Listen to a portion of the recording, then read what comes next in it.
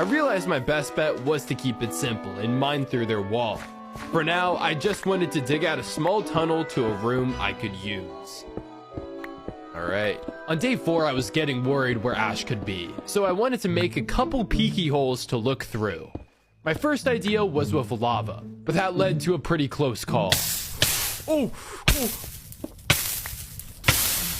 When I was careful, it actually worked kind of well.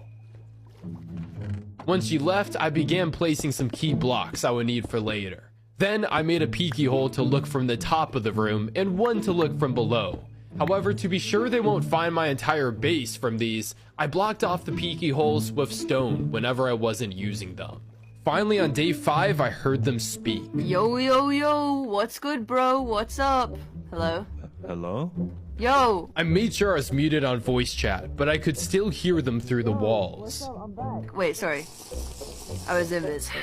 I just finished putting everything in the void room like you asked. I was in this. I was. No, They it... continued to bicker, but this was my chance to learn more about the base. Nobody saw you. Watch out for the trap, by the way. Watch out for the trap.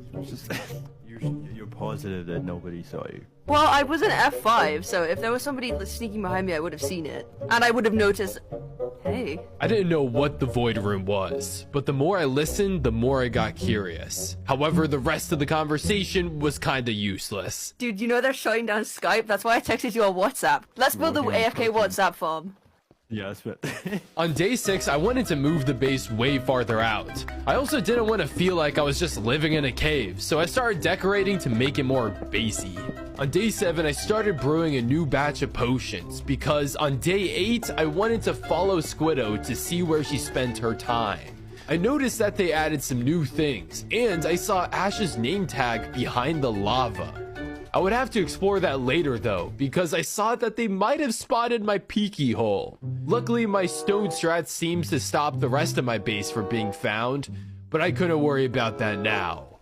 On day 9, Squiddo finally came back to the base.